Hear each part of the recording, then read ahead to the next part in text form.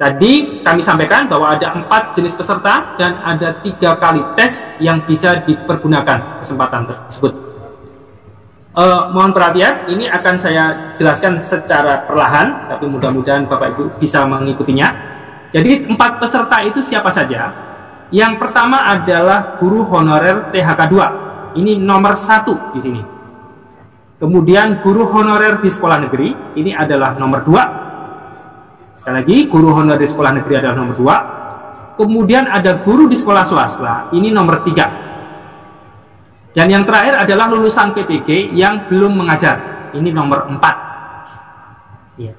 Keseluruhan peserta itu harus melakukan pendaftaran serentak pada saat pendaftaran dibuka nanti, pada akhir Mei ini. Pendaftaran serentak, seluruhnya harus mendaftar di sini. Dan verifikasi berkas seperti kami sampaikan tadi itu akan dilakukan oleh Kemendikbud, ya, by system. Kemudian siapa yang boleh ikut tes pertama? Ini tidak seluruh peserta dari 1, 2, 3, 4 ini boleh ikut, Bapak Ibu sekalian, mohon menjadi perhatian. Yang boleh ikut di tes pertama hanya peserta 1 dan 2, yakni honorer THK 2 dan guru honorer di sekolah negeri terlebih dahulu. Ya. Yang bersangkutan harus melamar di instansinya yang menjadi kewenangan. Artinya kalau yang bersangkutan guru PAUD, TK, SD, SMP, maka harus mendaftar di kabupaten kota yang sama. Sedangkan kalau guru SMA, SMK, dan SLB harus mendaftar di provinsi yang sama. Ya, jadi kewenangannya itu di mana? Dia harus mendaftar di situ, tidak boleh mendaftar di instansi di luar kewenangannya.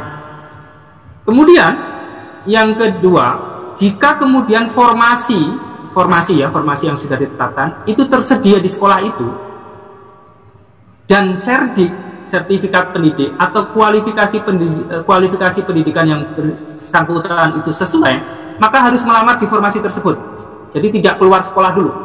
Dia harus melamar tetap di formasi yang sudah selama ini dia mengajar. Seperti itu. Dengan catatan serdiknya sesuai atau kualifikasi pendidikannya sudah sesuai.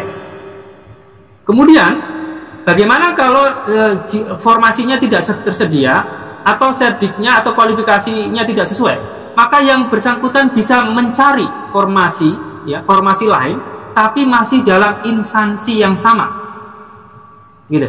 Jadi kalau guru PAUD, TK, SD, SMP itu masih bisa mencari di formasi di kabupaten kota yang sama, tapi tidak boleh di kabupaten kota yang lainnya. Demikian juga guru SMA dan SMK, SLB masih bisa mendaftar di provinsi yang sama. Itu tes pertama. Kemudian tes pertama akan dilanjutkan ke tes kedua. Siapa yang boleh ikut, Bapak Ibu sekalian? Yang pertama adalah peserta 1 dan 2, guru honorer THK 2 dan guru honorer sekolah negeri yang tidak lulus tes pertama. Sekali lagi, yang tidak lulus tes pertama itu bisa mengikuti tes kedua. Namun demikian di sini sudah ada tambahan lagi peserta lainnya. Siapa itu? Yakni nomor urut 3 dan 4, yaitu guru di sekolah swasta nomor urut 3 dan lulusan PPG nomor urut 4. Ya. Khusus untuk peserta yang tidak lulus tes pertama tadi, peserta bisa memilih kembali formasi di instansinya, masih sama, masih dalam instansi yang sama, yang masih belum terisi sesuai dengan serdik atau kualifikasi yang bersangkutan. Ya, jadi dilihat dulu serdiknya sesuai, selesai, tapi kalau nggak sesuai, dilihat kualifikasinya. Kemudian peserta 1, 2, 3 tidak dapat melamar di instansi lain. Ya, tadi tidak boleh minta instansi. Kemudian peserta 4 itu boleh melamar di instansi sesuai dengan domisilinya. Ya, domisilinya. Jadi peserta yang lulusan PPG bisa melamar sesuai dengan domisilinya terlebih dahulu. Kemudian ada aturan lagi bahwa nanti seandainya ada seseorang yang telah lulus di tes pertama dan memenuhi passing grade tapi kalah formasi, maka yang bersangkutan bisa mengikuti di tes kedua. Dan nanti passing grade-nya akan dibandingkan mana yang lebih menguntungkan bagi dia, asalkan kedua-duanya lulus passing grade. Gitu. Kemudian seandainya tes kedua tidak lolos juga, Bapak Ibu sekalian, tidak lolos juga, maka seluruh peserta, baik 1, 2, 3 maupun 4, itu berhak mengikuti tes ketiga. Ya, otomatis peserta akan memilih kembali formasi yang masih belum terisi, ya, kemudian harus sesuai dengan sedik atau kualifikasi yang bersangkutan. Ya, dalam hal ini seluruh peserta bisa melamar lintas instansi atau melamar ke instansi lainnya, Bapak Ibu sekalian. Jadi sudah tidak kita batasin lagi di kabupaten kota yang sama atau provinsi yang sama, tapi bisa lintas seluruh Indonesia, nasional. Gitu. Kemudian sama dengan ketentuan sebelumnya, apabila lulus PG di tes pertama lulus PG, tes kedua lulus PG tapi kalah formasi, dan di tes ketiga dia mau ikut lagi, nilainya bisa dibandingkan mana yang menguntungkan bagi dia. Gitu. Kemudian harapannya ini sudah terisi semuanya, tapi kita juga mengakomodasi adanya pengisian formasi yang kosong, tapi itu dilakukan setelah tes ketiga. Jadi setelah tes ketiga nanti formasi yang masih belum terisi dapat dilakukan optimalisasi pengisian formasi kosong. Kemudian pengisian formasi kosong dilakukan berdasarkan ranking penilaian sekolah yang akan ditentukan oleh Kemendikbud. Jadi nanti daftar ranking penilaian sekolah akan dikeluarkan oleh Kemendikbud untuk menentukan mereka yang berhak untuk mengisi kekosongan formasi tersebut.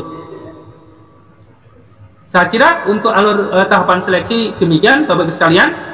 Selanjutnya ada satu hal lagi yang penting yang perlu kami sampaikan di sini, yakni terkait dengan tambahan nilai atau afirmasi khusus untuk penilaian kompetensi teknis P3K guru. Bapak Ibu sekalian, kami menyadari bahwa range usia dan background peserta yang akan mengikuti tes P3K guru ini sangat beragam. Berbagai kepentingan, kemudian berbagai masukan dan lain sebagainya. Mereka ada yang kemudian menyampaikan ke kami langsung, ada yang disampaikan melalui BKD, ada yang kemudian melalui DPR dan sebagainya. Itu banyak sekali masukan-masukan, dan kami mencoba untuk mengakomodir se-efektif mungkin, seadil-adilnya. Tapi ini masih buatan manusia, Bapak Ibu sekalian.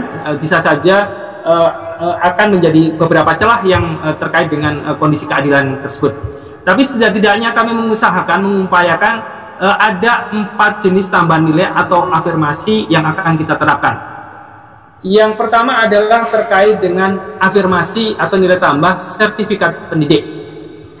Sertifikat pendidik akan mendapatkan tambahan nilai untuk kompetensi teknis, ya.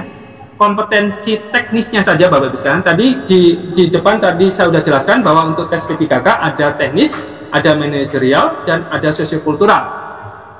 Sertifikat pendidik 100% hanya diberlakukan untuk kompetensi teknisnya saja. Artinya apa?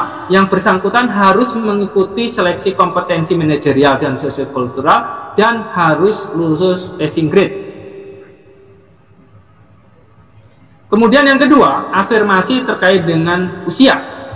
Afirmasi terhadap usia ini diberlakukan bagi peserta yang di atas usia 35 tahun dan berstatus aktif sebagai guru selama 3 tahun terakhir berdasarkan data Dapodik.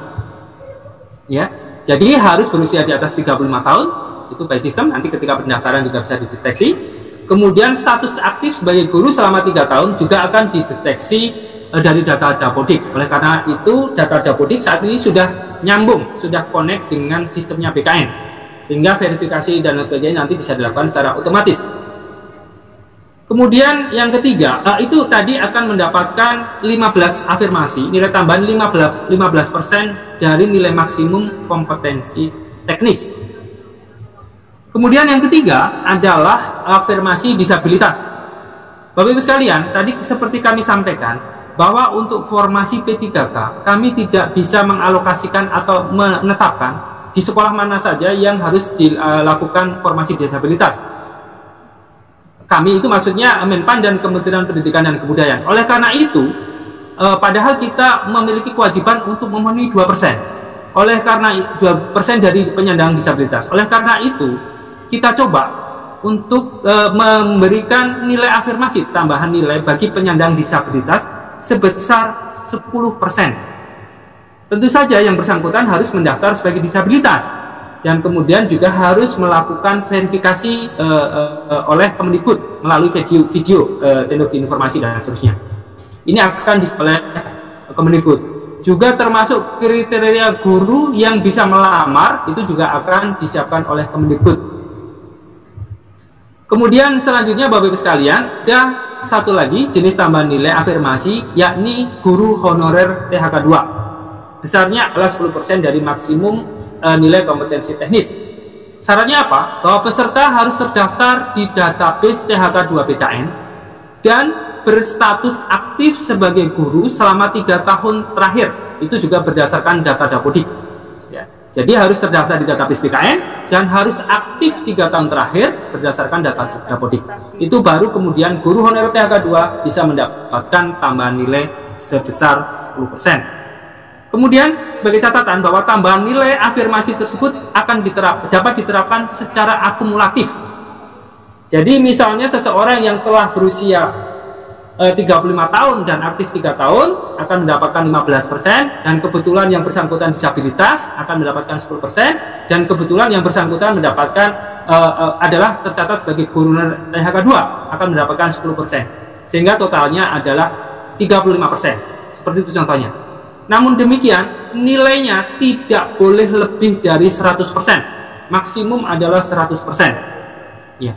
Jadi bisa saja nanti gitu ya, yang bersangkutan sudah mendapatkan 35%, kemudian mengikuti tes, ternyata nilai tesnya bagus sekali gitu. Nilai tesnya bagus sekali, lebih dari 35% tadi, berarti lebih dari 5% gitu. Atau 65%, maaf, 65%. Maka tetap saja bagi yang bersangkutan tidak diberikan nilai misalnya menjadi 110 atau 120 atau 130 dan seterusnya, tapi tetap maksimumnya adalah 100. Itu maksudnya seperti itu Bapak sekalian. Ini juga perlu menjadi perhatian terkait dengan afirmasi ini Bapak Ibu sekalian.